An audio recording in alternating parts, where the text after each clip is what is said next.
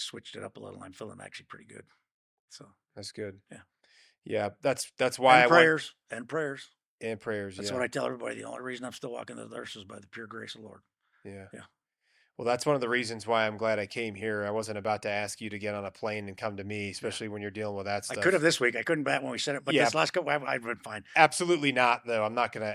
I wouldn't dream of asking you to do something like that. But I'm glad that at least I'm able to come close to you Yeah, to this area where. I mean, because how long was the drive to get here? About 30, 40 minutes. yeah, about 30 minutes, if that. Okay. Yeah, And but yeah, people don't realize for context like yeah. that you've been dealing with this stuff. When did you first get diagnosed? About a year ago. About a year Yeah, ago. actually, about a year ago Was now. it already stage 4 by that point? Yeah.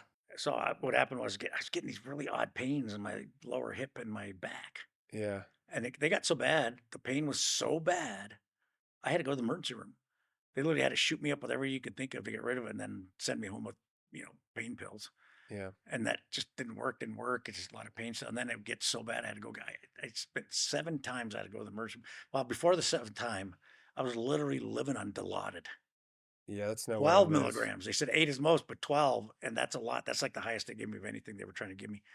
And I was literally living on Dilaudid. And I went in again to the emergency room because it was so, I mean, it literally so bad.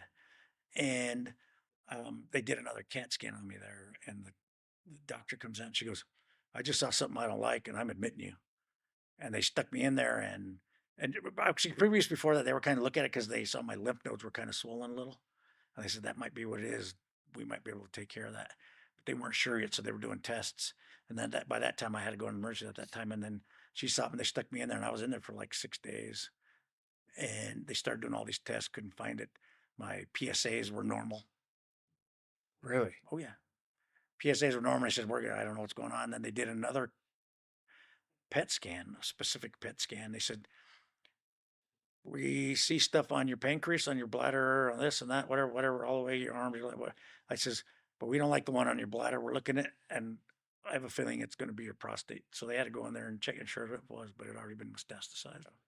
And then how long have you been doing chemo for now? I do the oral stuff. I've been doing it for a year now, And and other stuff. I have to do infusions and get shots and all that kind of stuff too.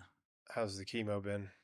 The oral stuff was it was interesting.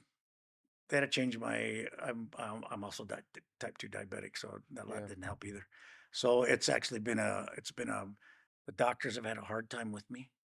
I'm one of those guys where normal people everything works, but with me it doesn't work that way. Oh Yeah, yeah. different with medication stuff.